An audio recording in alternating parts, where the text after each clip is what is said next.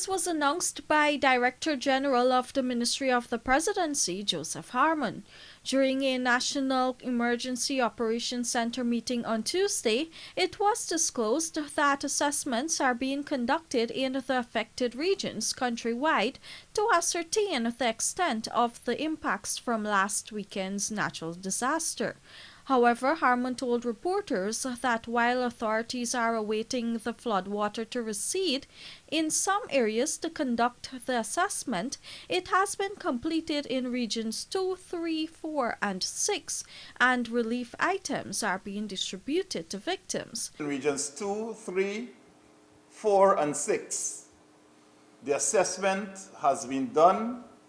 and elements from the Civil Defense Commission, and in the case of in region 3, the Minister of State, Minister Don Hastings-Williams, are actually in these communities delivering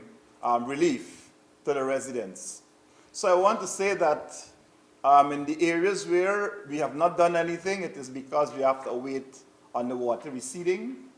and to make a careful assessment of the damage. Furthermore, the MOTP Director General told this newscast that financial assistance for the affected persons was also discussed. Household effect, livestock, crops, fertilizers will have been damaged,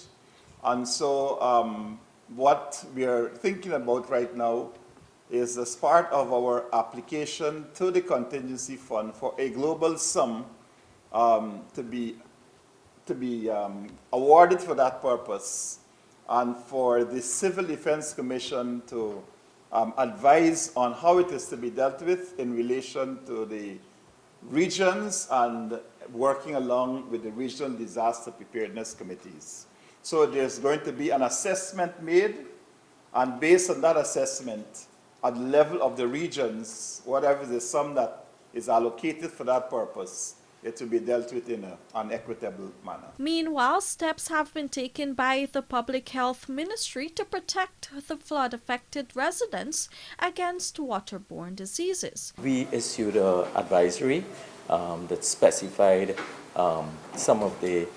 risks that exist, including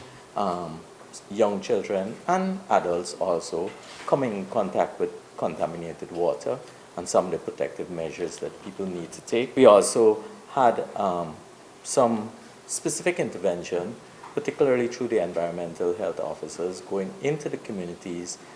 working along with GWI and some of the other agencies, Ministry of Communities, and the NDCs, delivering